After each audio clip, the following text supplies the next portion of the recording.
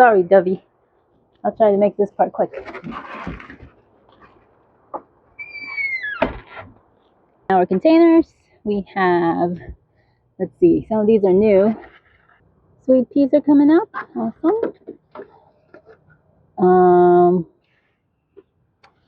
I wouldn't say it's lavender because I can't find the tag. This one's still, what's this one supposed to be? I can't see. What the heck? Oh, marigolds. These are marigolds that I just put in. So this one's Marietta. That's coming up. Oh, my asparagus is doing well amongst the weeds. So that will fill in the empty spaces. This one has nothing yet. That's another marigold. Here we should be seeing Johnny Jump Ups, maybe. This one is the one rhubarb. Here should be some more lavender with the weeds. Maybe lavender.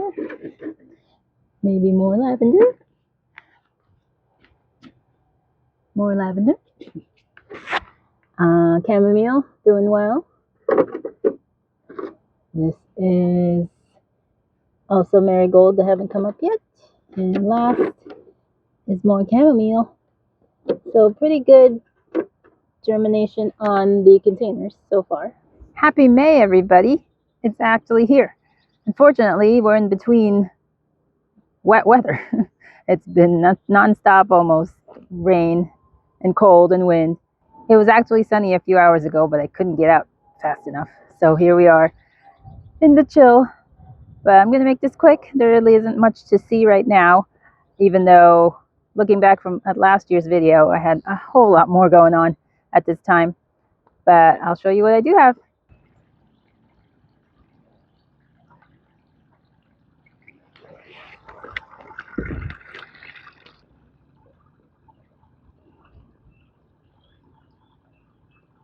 So every spring we get a lot of rain and we get a lot of flooding pretty much. And it's something we're mindful of and that we need to address, especially the driveway situation. But it's a work in progress. So I'm working on this area of taking this space all over where it's grassy all the way up and around. And it's heavy work, so I haven't gotten much done, plus all the rain. So that's getting started there. So I'm so glad I invested the time and put up these walls. These are truck boards from a balcony that was torn up, but the water was just gushing away from here yesterday, and this would all have been washed away if it wasn't for this. And it also let me see where there's still low spots. So this area was very pooled up, so I need to raise up the soil in this area some, and over here too. Now we've got our yarrow, that's perennial.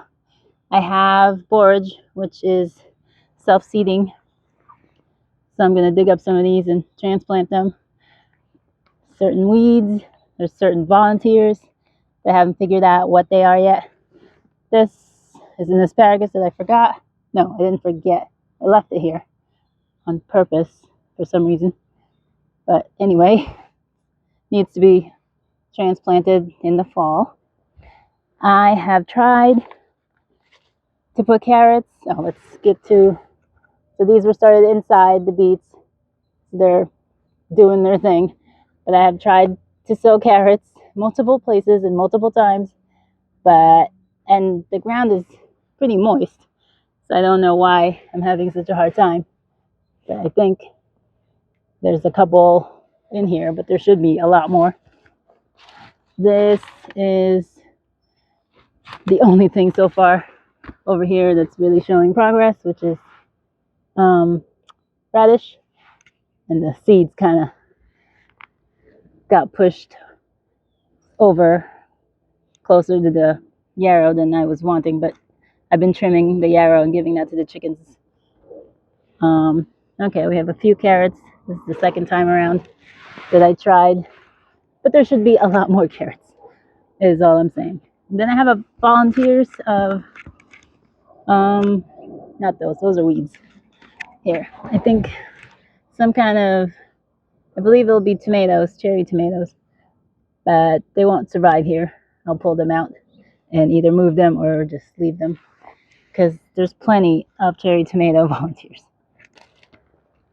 Oh, this is the problem with putting seeds in the ground at this time of year. It's that it gets washed away. I put in 2 rows of arugula sometime last week, and it's probably, I don't know what's going to come up because there was way too much flooding. The onions have rooted pretty well, and they're here.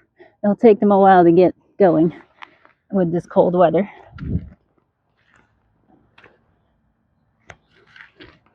And my cover got blown.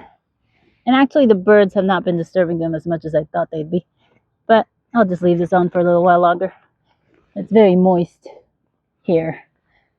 And I tried to divert some of that water away, but it needs more work. We really need to divert it from further up that way. Dandelions are everywhere. I've already collected a little bit, but I'm happy to say that the lavender made it through. That is really nice to see, because that means all the lavenders I have in containers are also going to make it through, so I'm very happy. I can't wait to make use of this. It smells good. That's still empty. Most of the beds are empty pretty much. The green stalk, okay, do that. They are the bok choys. One of the choys is bolted already, so I will be replacing that bed with, or container with, a strawberry that came in not too long ago, this weekend actually, and yeah, I'm excited about. Most of these are doing well. They're growing. I lost a few more. I think this one I'm going to give up on. This is another strawberry from last year that I purchased, but I don't think anything's coming up from that. And the strawberries that are looking green are not looking particularly healthy. So I don't know. We'll leave the green ones alone, but anything else is going to get pulled up. So the green stalk's coming along. Not many flowers left since they're getting blown around. Purchased hydrangeas last year are coming back. Like most of these say don't trim, but we did lose most of the old growth. They're dry, so I snapped them just because they were in my eye level. But we have growth coming back. This was from 2 years ago. I didn't save the tag on that one, but that was like a plain pink one. This one is Bloomstruck. Should be pretty. Also, there's some growth on the old canes, but most of the new growth is from the bottom. And lastly is the Limelight, which totally came back in full glory. Didn't lose any of the limbs. Oh, just the very tips to winter damage. And for the most part, the plant is perfectly fine. This way, well, we'll start with the blueberries that I think need to be, like, I don't know. I think something needs to be changed here, but I'm not allowed to touch them right now. This is, I'd say, their 3rd year. And so far of the 9, only this one and maybe one other one have ever really bloomed, let alone fruited. And I think they could be doing better. Oh no, it's starting to rain. No, no, no. My potatoes are doing really great.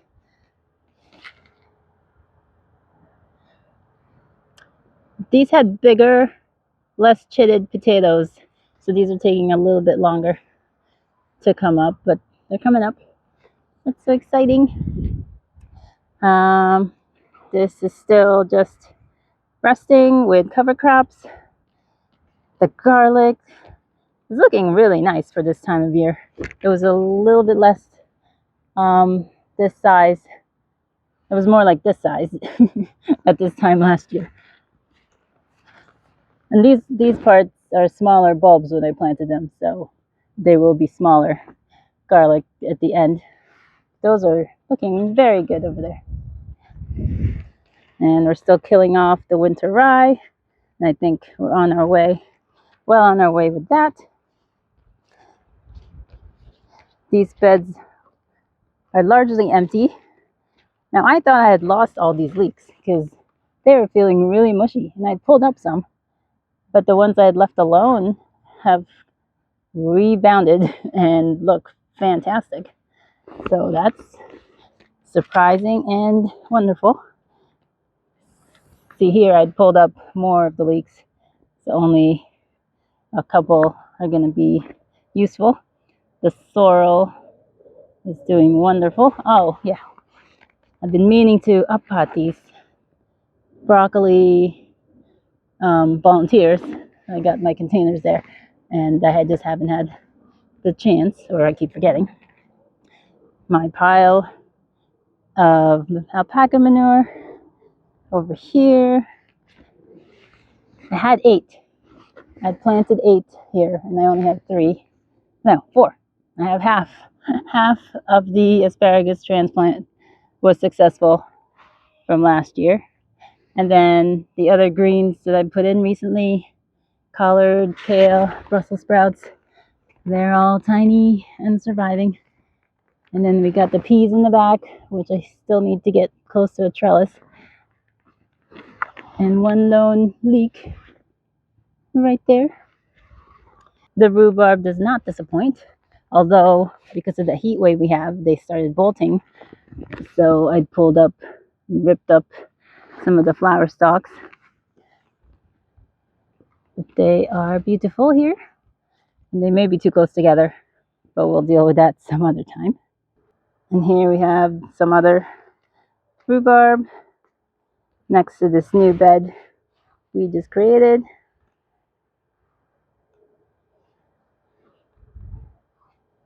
Our composting, and then our peas doing really well. Not too many lost to slug type things. The ones in the ground, let's see how they're doing. Yep. I mean, we're doing better than last year, but definitely still something nipping off the tops of some. In here we have more beets. I seeded this one with carrots, so nothing yet. And this is another beets. It's really easy to get disappointed that it's not growing, but the temperature just isn't there yet, so it's not going to grow. It's just going to sit there, which is okay because the roots underneath are still growing, even though you can't see it. And this bed is empty. This will house melons and root crops, vining crops in the future. But let me get back to the center bed. Now, the center area in the front has housed several things in the past: potatoes, tomatoes. Right now it's empty, but I want to prep it for melons because this is a very nice sunny spot here. And then onto the wonderful crop of asparagus we got this year. My husband's a little overzealous and he's been eating a little too many, so I think he's taking his break now. But we did really well.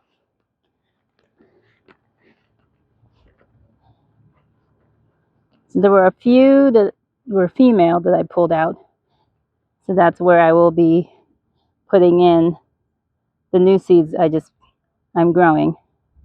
And then there are just empty spaces here and there that I'll fill in as well. So this is what I expect the strawberries to be looking like. Oh, what the? Can you believe it? How did I end up with straw? Oh my goodness, I have an asparagus in here. This is a bit of a planter.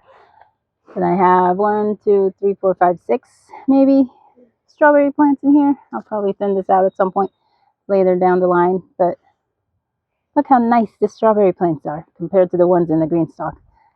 So yeah, that's what we want to see. But I gotta do something about this. Oh my goodness. No, no, no. And back over to, oh, I still haven't fixed this trellis. I'm working on this bed and taking the soil out. And then this bed has leeks. And I tried to grow carrots, but once again, I don't know if any seeds took. Maybe one. I don't know. But the leeks are here. Very slowly growing.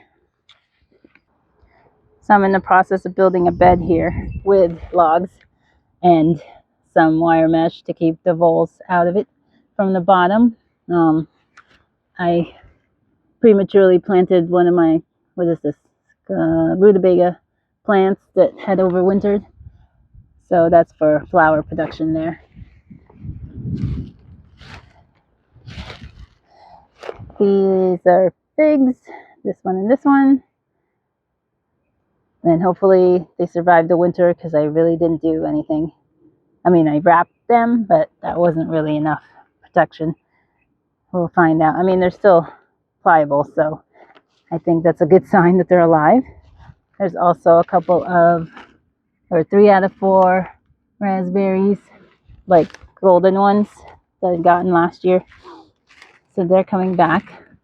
This one looks really good. And this one's coming in. And then I seeded these recently with, majority of them is lettuce.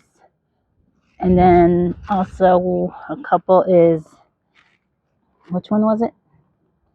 One of the choice is in these back ones.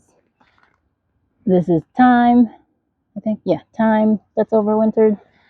And then the rest that have green on top is resting, waiting for the strawberries. And these are some of the strawberries that I potted on last fall. So those are the pots will house some more strawberries. So over here is another dozen or so asparagus, and there's some empty spots that I'm going to fill in with the new seedlings. So these had been transplanted from by the front of the house. And then I have a few, volunteer lettuce. And some of them have been like mangled by all the rain. So there's always going to be lettuce around here as long as I let them go to seed. And the problem with perennials is if you're new to this whole bed making scheme, then you don't really know what's coming up when it's time to weed them.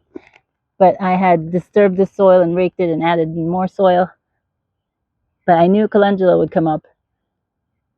But there's also other stuff coming up that looked like calendula. And I don't want to necessarily just start pulling them, not knowing.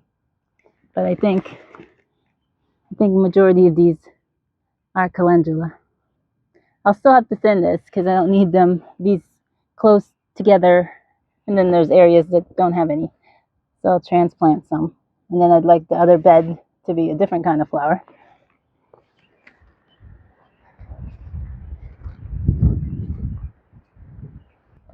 Oh no! Something ate my delphiniums. Oh, they were looking so good too. Rabbits? I don't know. Oh, there's that one, and One of these. Well, this one hasn't been touched. It's just smaller. This is a different thing. Is this the other delphinium? Yeah, this is the other. But some of that was chewed up as well. Oh, so sad. Could be the voles. I know they live in this evergreen cover, and they're taking it out, which saddens me because, you know, it's beautiful. But at the same time, it gives me ideas of what can I put there instead.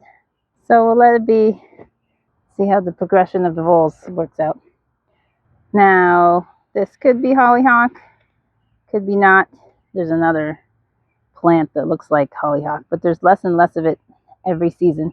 So I did buy more seeds because I love hollyhocks. It's so pretty. So we'll reseed that area. And here we have my perennial stinging nettle and comfrey. I've already hacked this and harvested these. I'm using nettle for the chickens and also as a hair rinse. I'll let you know how that works out. And the comfrey will be harvested in another month or so. They're looking very well. So that makes for the early May garden tour. I really wanted to do a garden tour in April, but there really wasn't much going on then. So, well, if the weather ever clears, I'm excited to be doing something new, something we've been talking about for forever, and have finally gotten the ball rolling. So I'll show you that. And yeah, I'm excited. I think another week of this chill, and then we'll be back to nicer weather and getting outdoors and planting. I really need to harden off these plants because I have a plant sale coming up, and getting those plants acclimated to the outdoors is tantamount to their success. But other than that, here in New York, zone 6A, it's been rainy and chilly and windy, but we keep growing on. All right, I'll talk to y'all again soon. Bye.